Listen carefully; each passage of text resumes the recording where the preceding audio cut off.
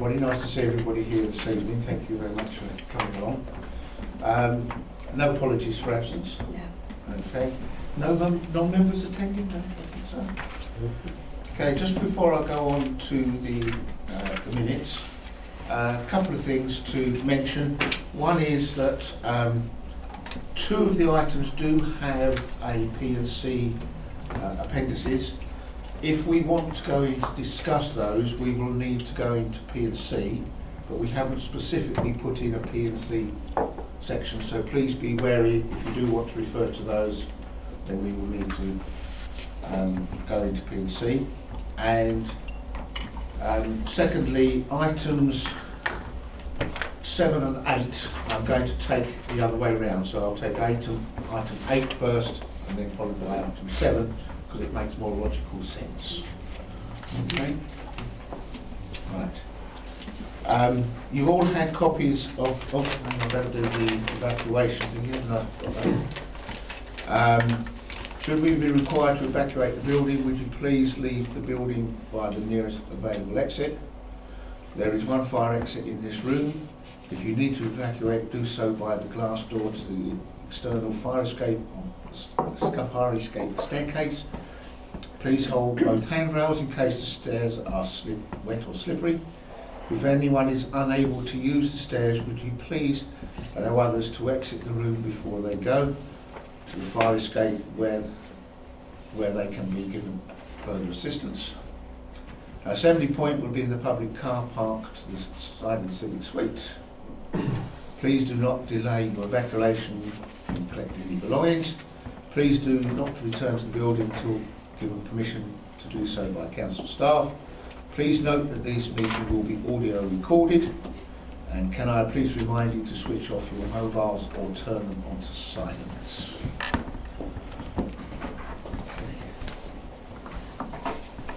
Now you've all had copies of the minutes of the 6th of November 2019. Are you happy I sign those as an accurate record? Yeah, right. Okay. So, 72. Now, with regards to the minutes of the 9th of October, the portfolio holder for planning has asked if we can amend minute 184. The current paragraph reads, the portfolio holder for planning thanked the officers for their hard work on negotiations over several months. He was pleased that this would help facilitate the move of residents to official house within the premises. Like to just amend one part of it, and for it to read, the portfolio holder for planning, where are we? The portfolio holder planning commended officers for their due diligence and hard work in respect of a difficult legal negotiation over the past month. Are you happy that we amend it accordingly? Yeah. We agree? Yep. Okay, Thank you. that will be done so.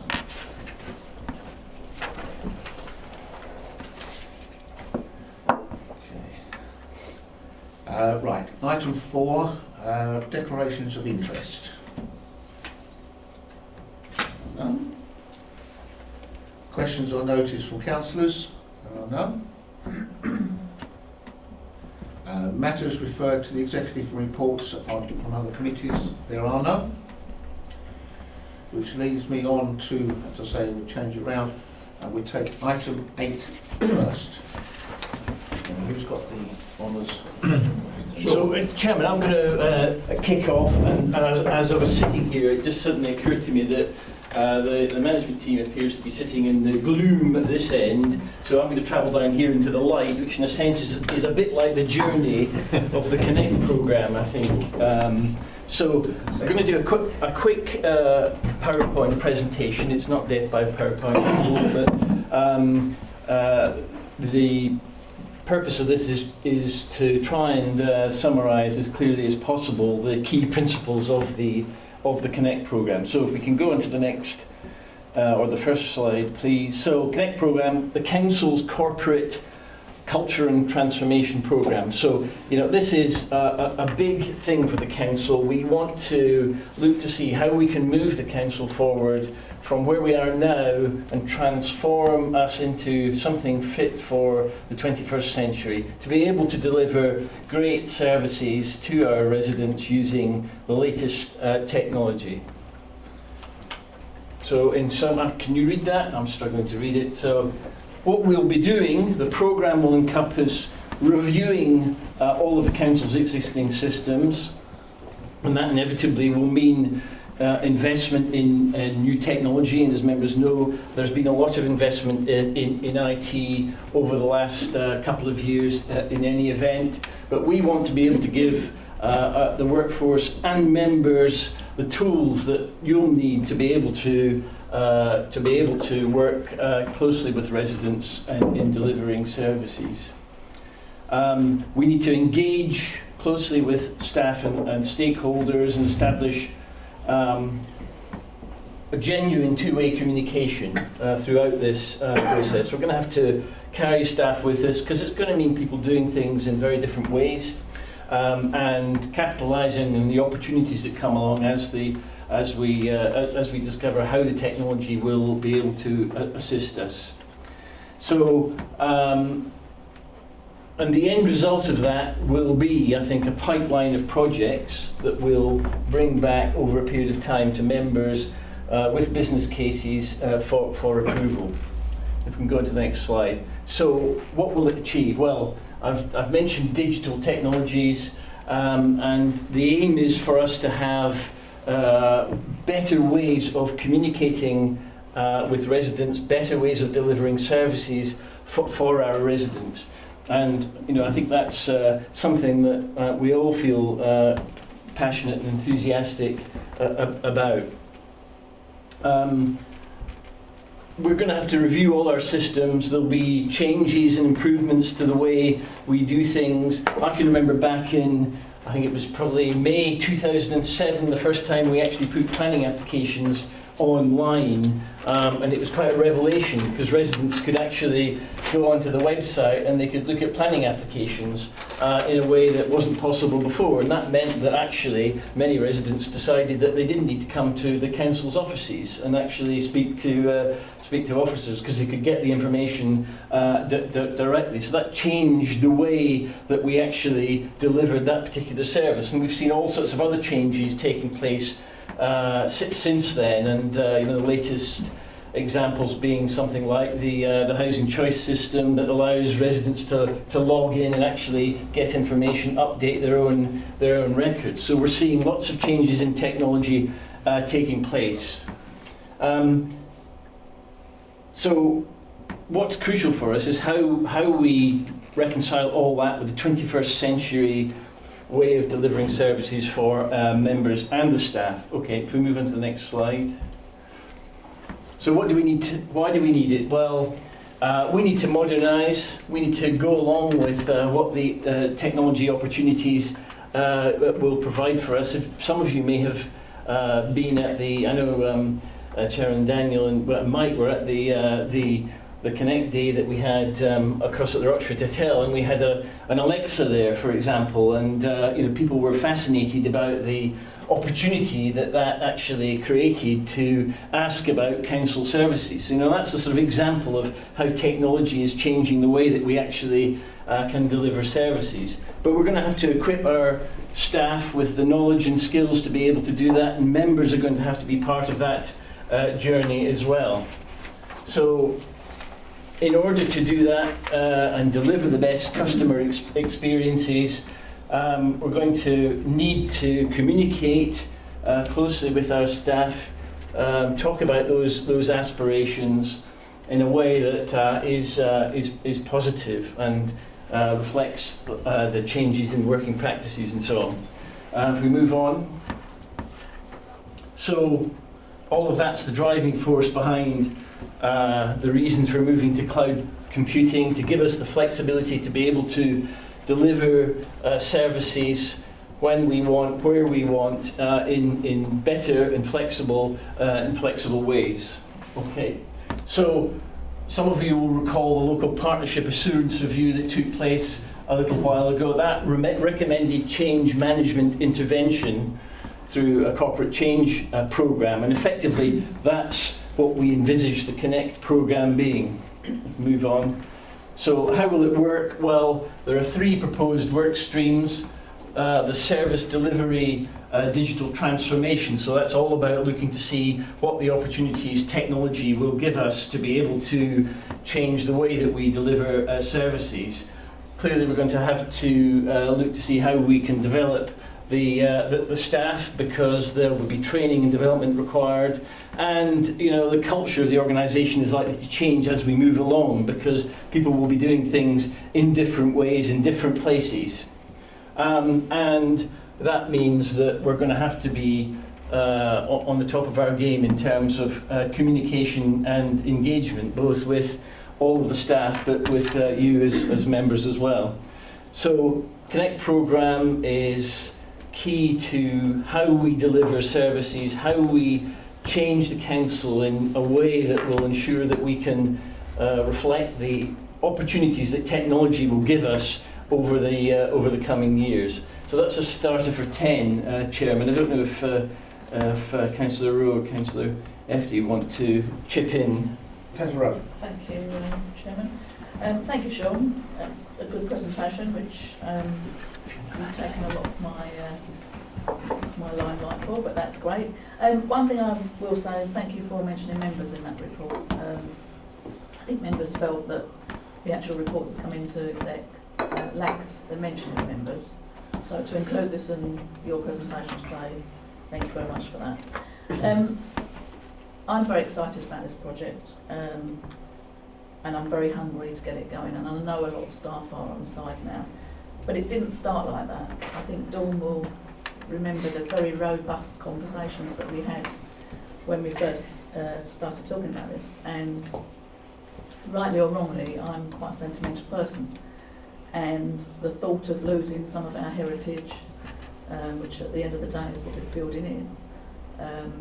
And I was quite concerned and quite worried about how we were going to go forward. But we had a robust conversation, or several, and we worked around it. And as I say, I'm really, really passionate about this project. And I think since the Connect Day, I think we've got staff on side. Certainly 99.9% of them, I would say. Probably a couple that are a little bit uneasy and a little bit worried, like, we're all going to be on this journey of ours.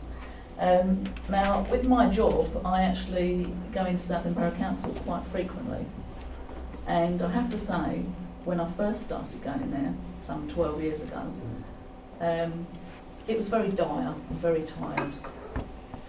But they've since developed that, and they've opened it up and they've made it all pretty colours and, something that we want to do in our buildings. And I think that's very welcoming. And so we don't want to particularly have a reception. We want to have a welcoming.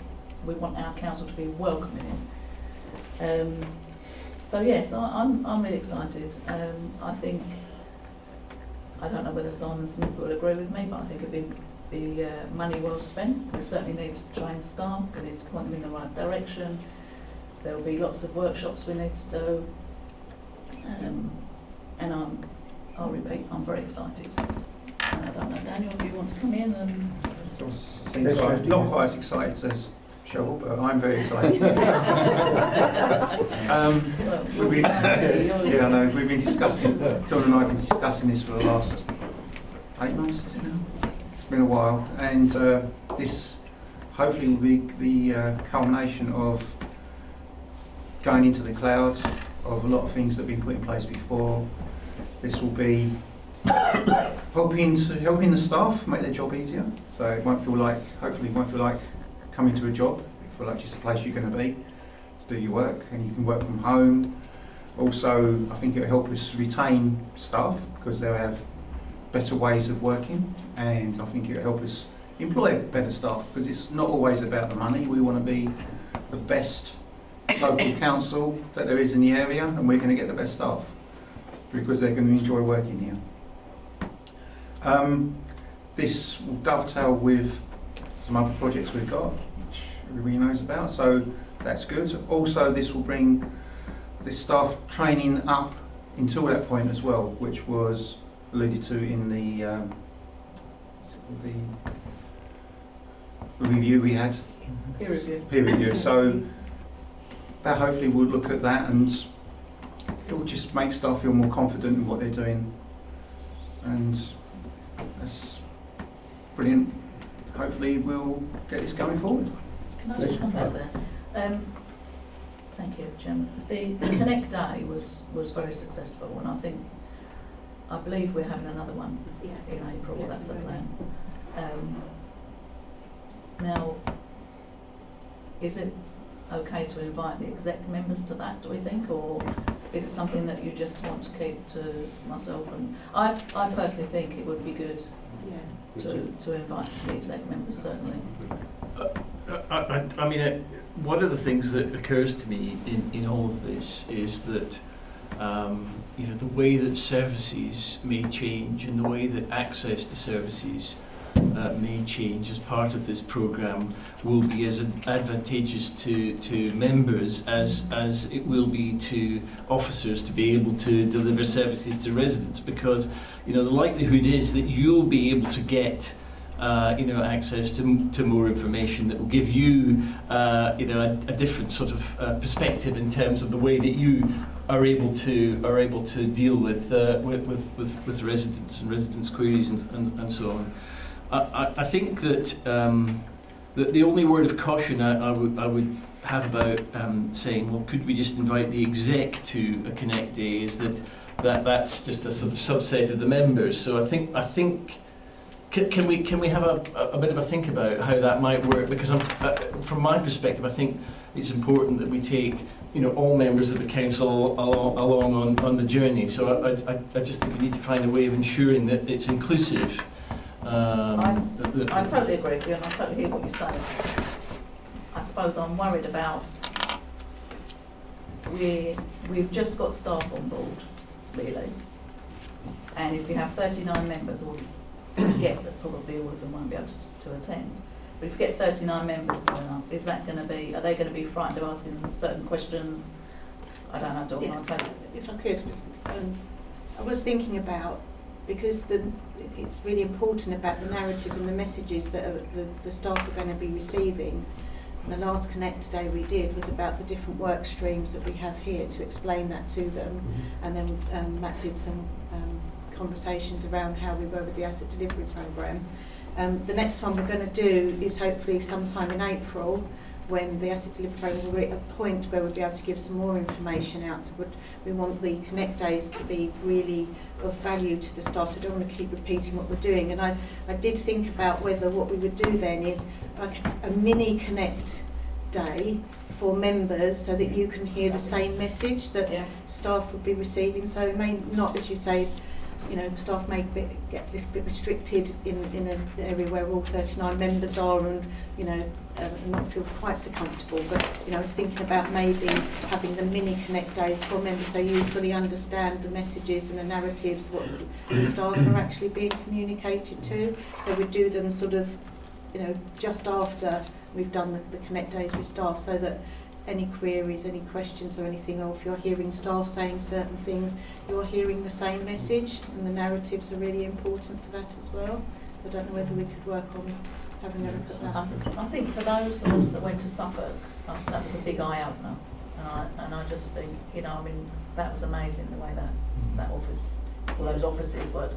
And the atmosphere when you walked into the council offices was as I feel when I go into Southend Borough Council now.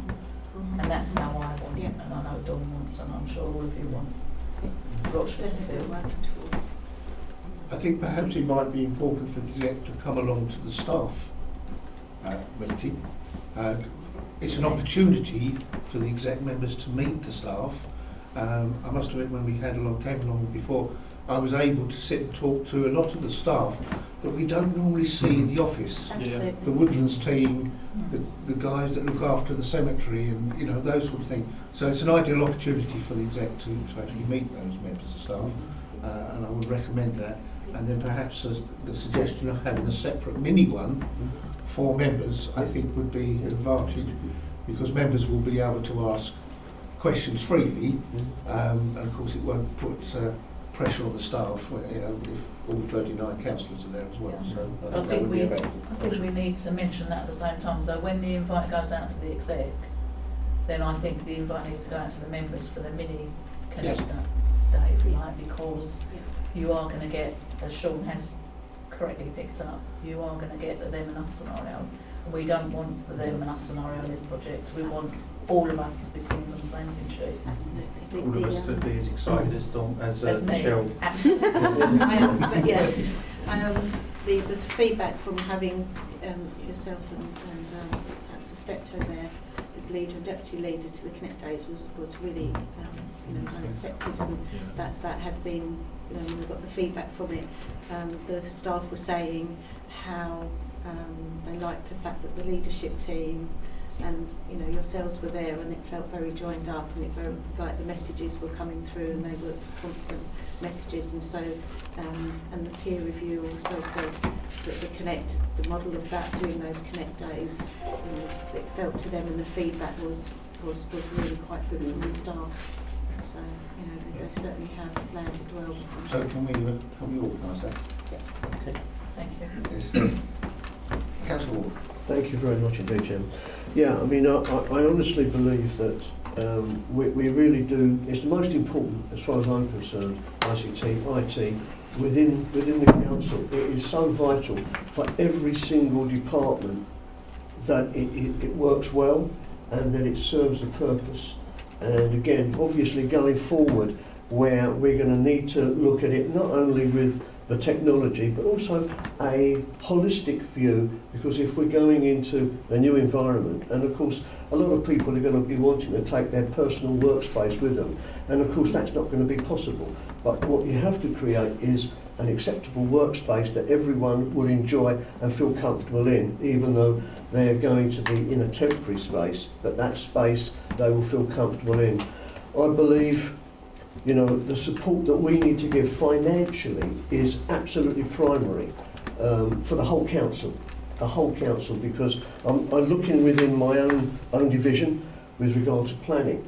It's vital that we have good communications, we have really good quality of workflow that comes in, because we can't have downtime, we can't have the past problems that we've had, but that's not just within planning, I guess it's within all the various divisions. To be able to do your work effectively and efficiently, you need to be able to have this great connectivity. I guess that's where your word comes from, to connect, and connectivity that is ongoing, and so you can respond quickly. I'm glad that Councillor Rowe did make up, she took the point that I had made earlier on, and I think Daniel echoed this with regard to, in the original report there was no membership, there was no member mentioning, and I felt that was a disappointment within that, and I see that in the slideshow you have now rectified that and put that. I think that's very important, because I mean, from the example we had of East Suffolk, where we could see that there was a genuine working together between members and officers, there was a genuine coming together where there was a good conversation that was ongoing, concerns, how they could be rectified, and how we could go forward. I think that is the way forward, in my opinion, and to be honest, I fully support what we're going to do financially in regards to this. I think this is so worthwhile. We have to carry on, and I fully support it. Okay, thank you, Councillor Ward. Councillor Ward. Thank you, Chairman. Certainly a part of this is the work that the senior leadership team have been doing, led by Matt Harwood-White, in terms of providing premises. But at the end of the day, buildings are nothing without people. It is people that make our business. You may think that I'm being a touch pedantic, but I would like to see a capital S for staff on your presentation. It was capital M for members, and I'd actually like to see it swung round. Capital S for staff, put first staff and members, and if we can work in there for the benefit of residents and businesses in Rochford, because this is not about any single strand, it is about collective working and making it efficient. So our buildings are important. I hope that our staff are being engaged at an appropriate time about how the building is laid out, how it works, and we have a genuine consultation. It isn't a top-down approach, it is taking people with us so that they feel part of it. You mentioned, Sean, it's about IT systems leading our processes and operations. I would actually, being a touch pedantic, but I believe it's about having a vision in the light of what IT there is out there, and then making sure that we're using IT not to be a slave of IT, but actually to make it work to fulfil the vision that we have to make us the best. And these sorts of words will be coming out from all sorts of local authorities, but I think we've got to have a vision with IT supporting that vision, and of course principally the people. I do think some of it is about transforming jobs. It is about de-skilling jobs, multi-skilling people, so it provides variety and interest for people. It's looking at working practices, working smarter than perhaps we currently do. And it is a tremendous credit to the relatively few staff there are in this authority, the tremendous amount of work that they already do. But there is opportunity to, with the use of technology, to make it even better. So I really welcome, and like others, I know this is focusing on transformation of the processes, but I am really excited. There is a huge opportunity for us. 2020 marks an exciting start, especially for this new kid on the block who was only elected last May, but it provides a huge opportunity moving forward to really put Rochford on the map and be excited about our position in Essex for businesses and people. Thank you. Any other comments? Okay, right. We have decision being recommended on page 8.1, and we have 3 decisions there. First one is to seek the approval of the outline business case for the Connected Cultural and Transformation Programme. Second one is to agree funding of 293,000 set out in the outline business case to be funded from designated reserve to be created from 2019 to 20 under spends. Designate the programme as a gold project, and as such agree that the investment board will receive regular programme updates to be aligned with the asset delivery programme schedule. Is everybody in agreement with that? Yeah, Great. great. Okay. Thank you very much indeed.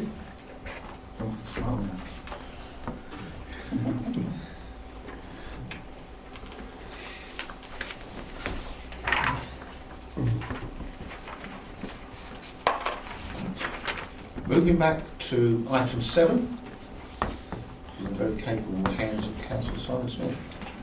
Well, as usual, I'll hand over to Naomi in just a minute.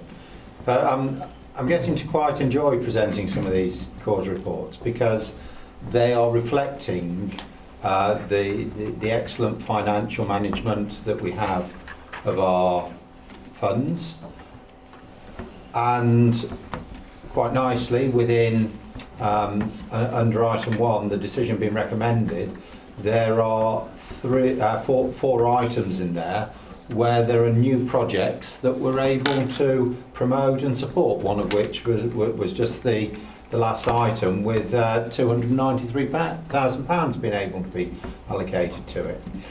So it's a nice place to be right now. Not to be complacent about the future, but it's the right now we're talking about at this meeting. So I'll hand over to Naomi to give you a little bit more of the detail. Just before you come in, Naomi, can I just point out that in item 1.2 it does say 293,000. Oh, okay. Yes. You know that Yeah. needs an additional Yeah, naught. additional naught, yes. You've dropped a naught there somewhere, so Thank can you. that be noted as an amendment to the agenda, please? Thank you, Chair. Sorry, Naomi, I interrupted. No, that's fine. So as Councillor Smith said, this is the Q3 position, so the year to date as at end of December 2019-20. the position sets, the report sets out the position in terms of the revenue budgets and the capital position as well, and also the latest performance indicators as at that date. The overall position for the council is positive, as Councillor Smith alluded to. The overall underspend that we're projecting for the current financial year is £571,000, which is a small increase from the Q3 position. The majority of that is due to staff savings, which in the most cases is due to a higher than expected vacancy rate or posts being held vacant during the year. As I've said at previous executive meetings, we are operating at a nearly full establishment now. There will always be some element of turnover, but we have recruited to a number of the posts which were being held vacant, so we're not expecting the position to be such high underspend next financial year. In addition, there is a few other areas where we have made some additional income in the year, so in relation to planning fees and greater turnover of parking income has generated some extra income as well. So yes, overall a positive position, and that, as Councillor Smith said, a number of recommendations about how we might want to use some of that underspend in the short term to support some of the council's objectives. So the Connect programme, which we just spoke about, £20,000 we're proposing to use to help address the sort of planning application backlog in the short term, which should hopefully bring us back on a more even keel. And also £60,000 to extend 2 fixed term posts within leisure services, which will help deliver a number of projects over the coming year, including the Beagle project, which Executive has endorsed at previous meetings. So that's probably all I would say about the revenue position. In terms of the capital position, there is fairly significant amounts of slippage in terms of the capital programme for this year. It is something, again, I've acknowledged previously. I think we've been a bit over-optimistic in terms of possibly what we might be able to deliver in year, and we have started a challenge process in terms of the position that's going to be reported to Council next week in terms of next year's capital programme, but also at year end in terms of challenging any requests to carry forward monies to make sure they really are deliverable. One specific request we are putting forward in this report is to substitute monies which were originally set aside to re-procure a new financial ledger system, which we're not in a position to progress at this time, but can be utilised effectively to and put towards a new customer relationship management system. So we're recommending that Executive approves that money is redesignated towards that particular project, which will be able to be spent this financial year. I won't go through the performance indicators in any detail, but if any members have got particular questions they want to raise, then I'm happy to try and answer. Councillor Wright. Thank you, Chairman. I don't particularly have a question, it's more of a statement, and that's my concern that we seem to keep mentioning underspending staffing. There are certain members of the council that feel that we are understaffed, and that concerns me because I don't actually believe we are. And I ask, and I know the Chairman does as well, at our leadership meetings, you know, if any AD feels that they need any staffing adjustments, then they need to put in the business case to our Managing Director, and it will be looked at.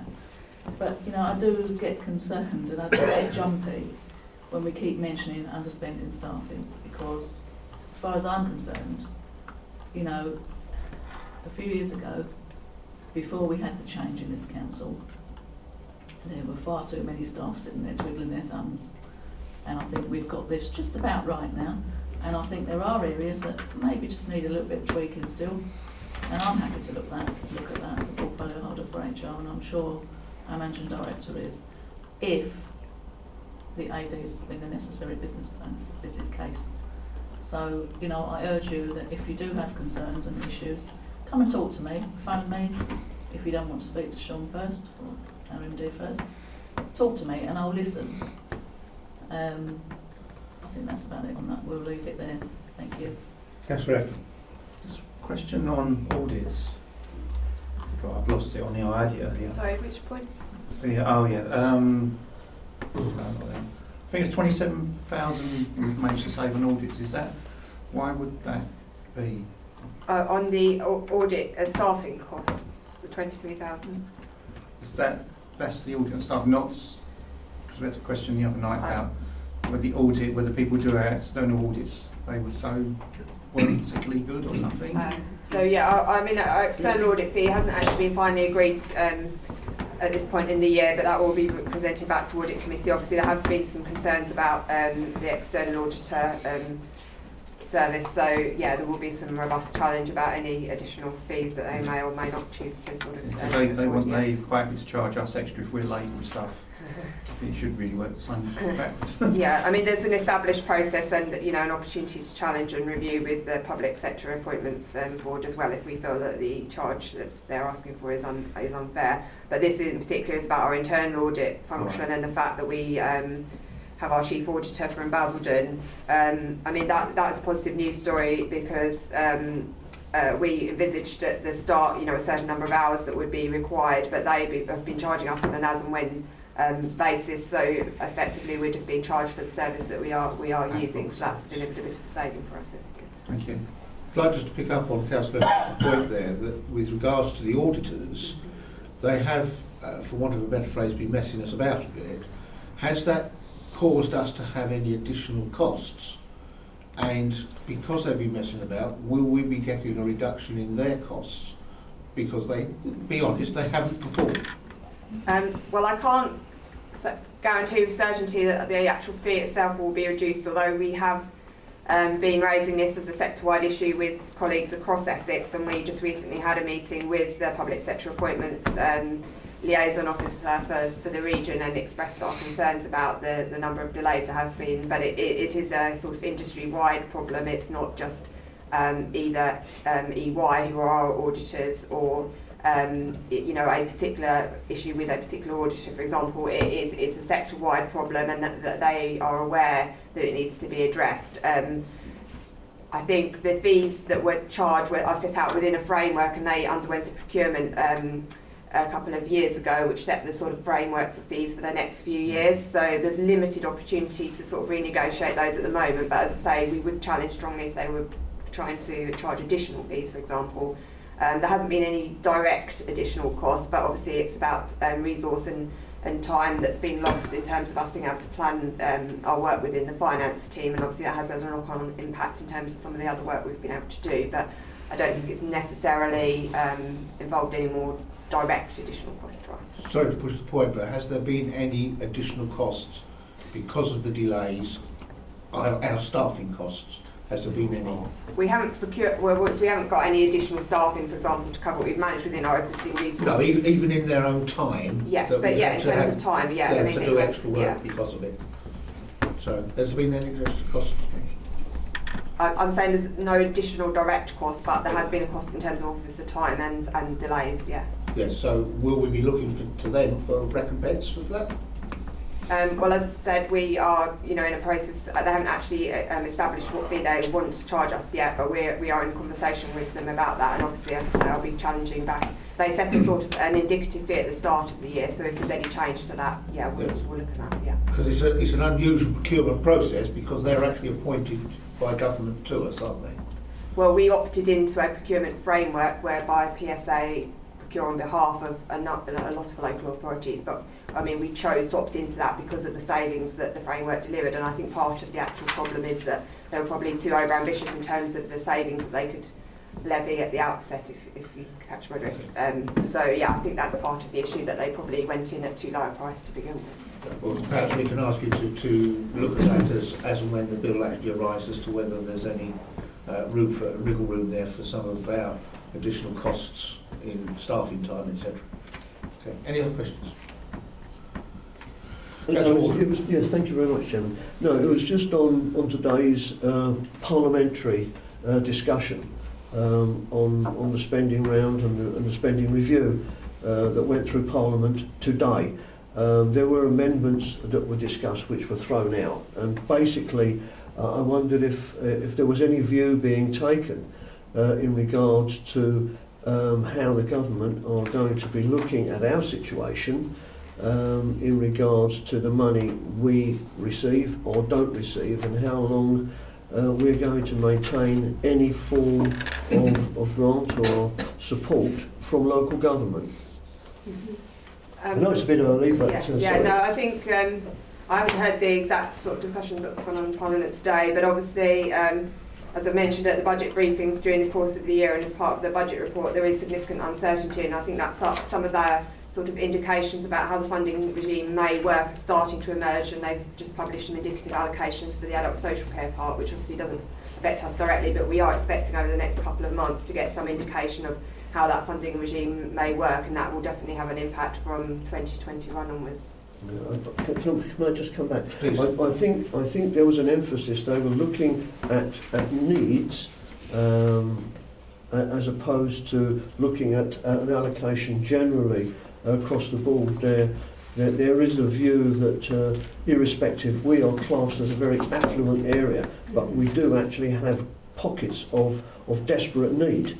And there was the concept, if I can just carry on, with regard to how council tax is raised, in as much as that some of the poorer areas in the UK have poorer quality homes, and they're only rated at either A or B or C at best, and so the ability to collect tax is reduced, as opposed to maybe an area like ourselves, which has quite a large predominance of D, E's and F's, which raise a higher quantum of tax. But we also have areas of need, and it's just trying to discover that balance, and this was the argument that was going on in Parliament today.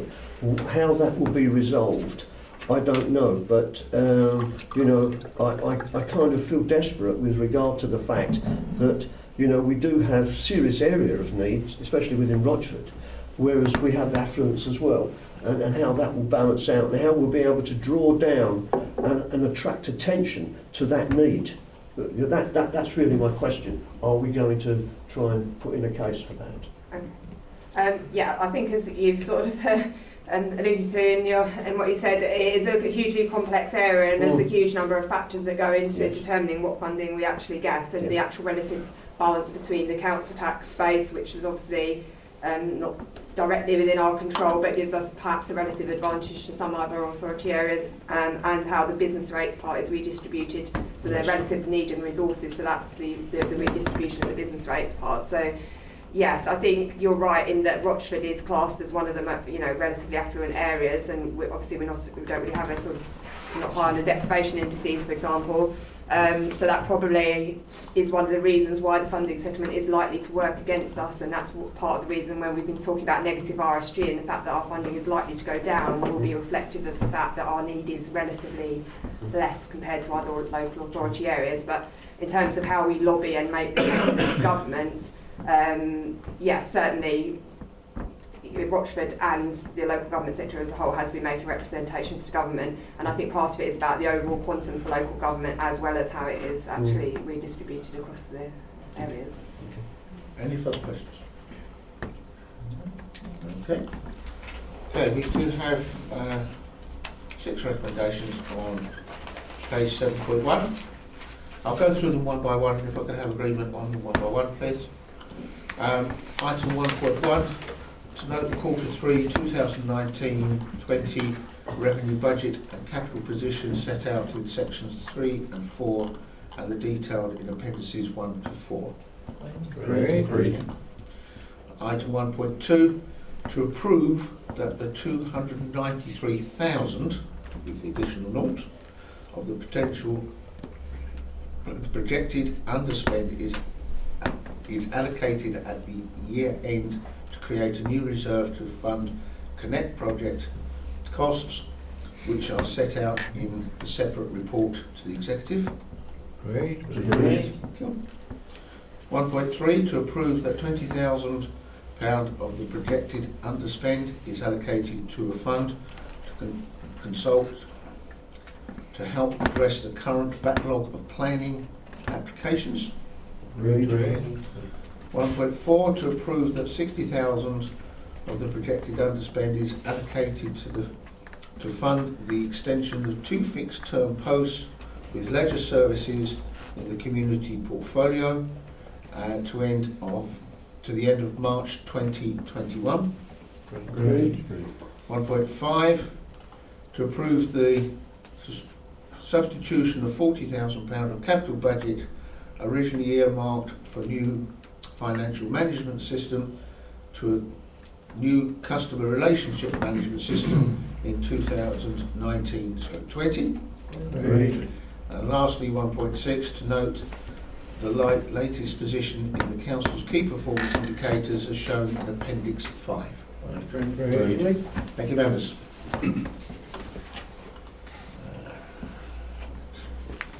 So item 9,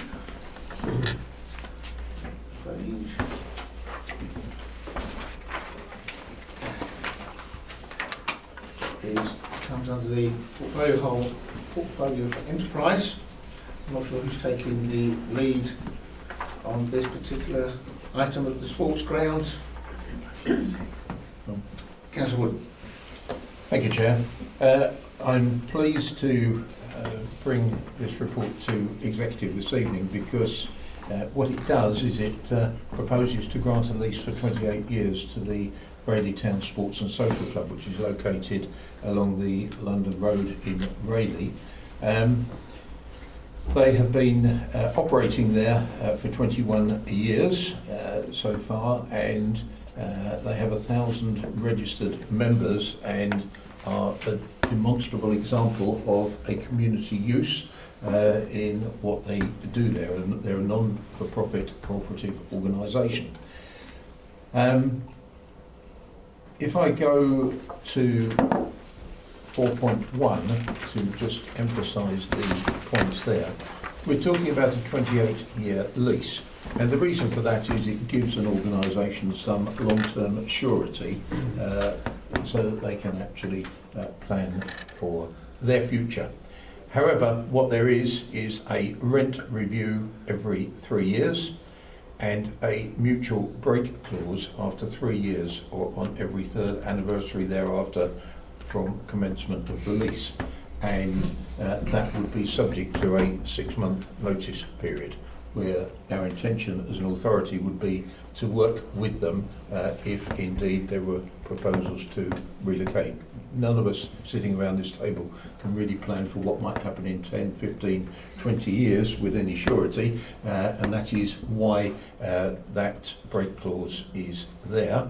The tenant there is responsible for the building and the contents, and indeed for the repair and maintenance of the buildings there.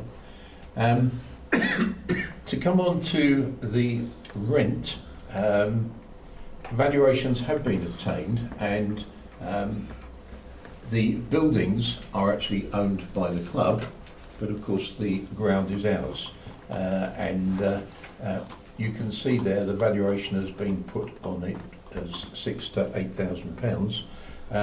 But I think we've got to think in terms of the lower figure, because we understand from the valuation the 8,000 reflects the value of the buildings as well.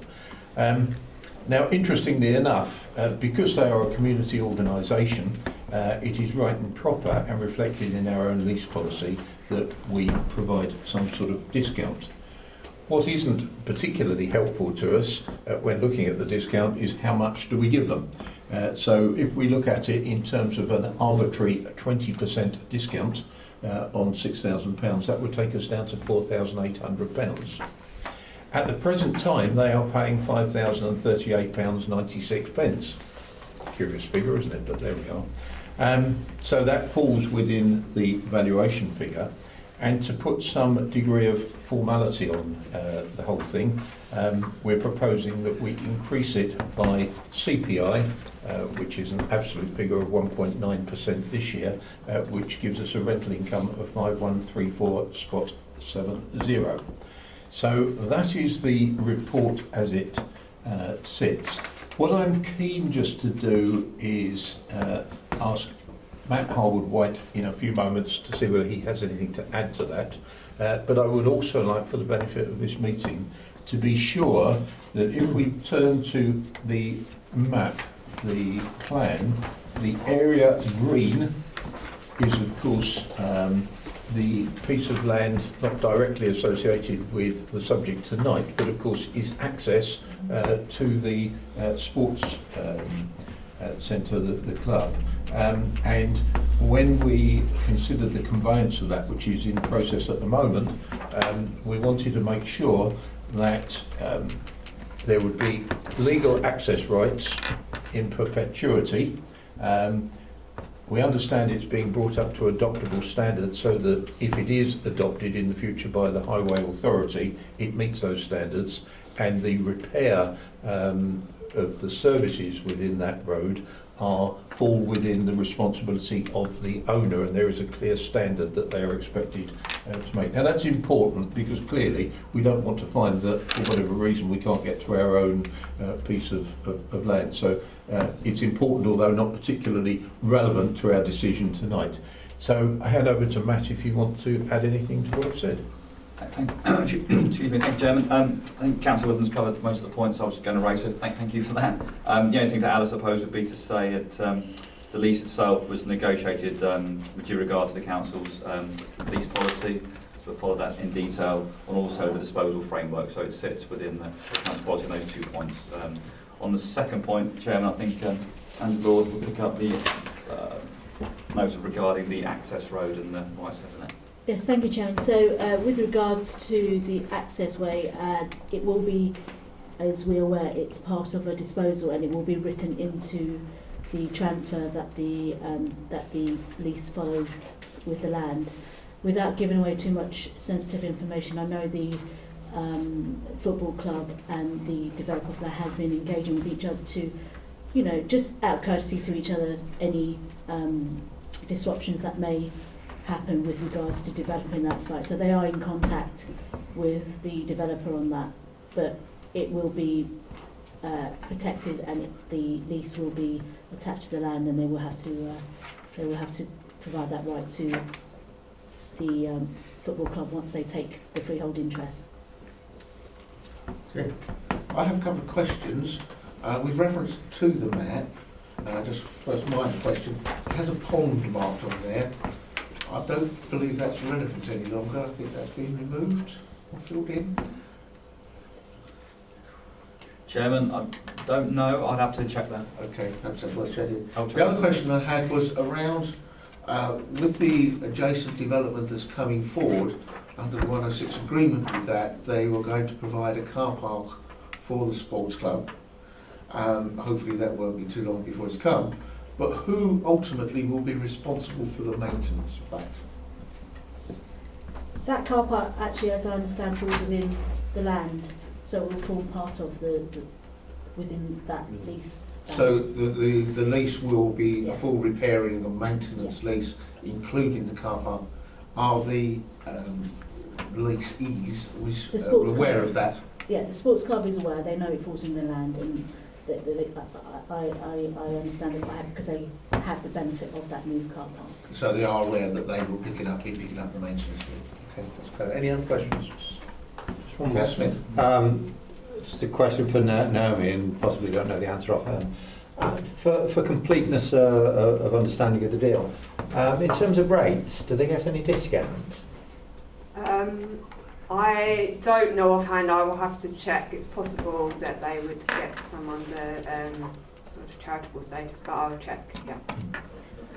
Thanks. Councillor Ward. Yeah, just want to ask their designation. Are they a charity, perchance?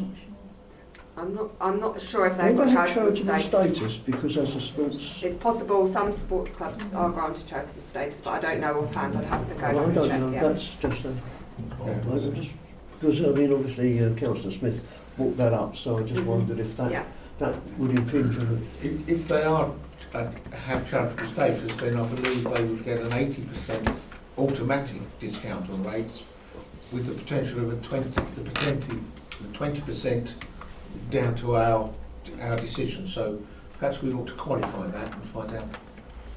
Yeah. I'll take that away and come back to you with an answer. Any other questions? Okay, we have a... No, that's Sorry, all right. sorry. Okay, go on. Just a quick clarification. The access road, we as the lease, we're leasing to the sports club. It's not in the red. So is that ours or? Yes, we own Yeah. the access. We own road. that, and the car park, we saying that the developer is talking to the sports club. Yes. Yeah. So if they decided, say 15 years, that they want to go somewhere else, would that all revert back to us? Yes. Because they might outgrow it. So, aside from the accessway Edge Green, which by then may have been fully transferred to the developer, all the land edged in red is still ours. We still own the freehold interest. And we've still got access through that access road into that Yes. land. Yes. We'll have that. Yeah, but in 15 years, hopefully, it'll be a publicly adopted highway. Yeah, Anyway. hopefully. Yeah. And of course, the car park will revert back to our To us, ownership, yeah. but it hasn't been sent into the lease. No other questions? Okay. Right, there's a recommendation on page 9.1, excuse me, item 1.1, to lease the council-owned land edged in red on the map annexed hereto as Appendix 1 to Raleigh Town Sports and Social Club for use as a sports ground and social use for a period of 28 years. Is everybody in agreement? Agreed. Thank you, members. Next item we have on our agenda, item 10. Again, is the very capable hands of the portfolio holder for enterprise, Councillor Woodman. Thank you, Chair. If I can take members to the Council's priorities, which we print on absolutely every single agenda, bullet point 3, to maximise our assets. And this is an example of where we have a piece of land that was identified in the asset register, and really it stands very much as laid out in the report. It is a plot of land that exists in Cagefield Road in Stanbridge, and the proposal is that we dispose of the freehold interest. It is as simple as that, unless Matt wishes to add anything to it. Chairman, thank you once again. I need to say that we've followed the processes set out in the disposal framework once again, seeking valuations and then also following our process. So the disposal framework in the asset strategy, which sets out how we identify surplus land, how we'll treat that, how we'll dispose of it. So again, just for clarity in terms of the process we followed, it's as per the disposal framework that Council approved last year. Okay, just to clarify, this piece of land has the benefit of the planning commission. It does. Is that outline or full planning commission? It's full, Chairman. It's full planning commission. Thank you. Any other questions? Okay, very simple. There is a recommendation on page 10.1, item 1.1, to agree the disposal of the freehold interest of the land edged in red on the attached plan, Appendix 1, via a tender process. So will you agree? Agree. Thank you, members. I think that is the last item, unless somebody tells me differently. That is the last item. We'll close the meeting at 20:27. Thank you very much for being here, members.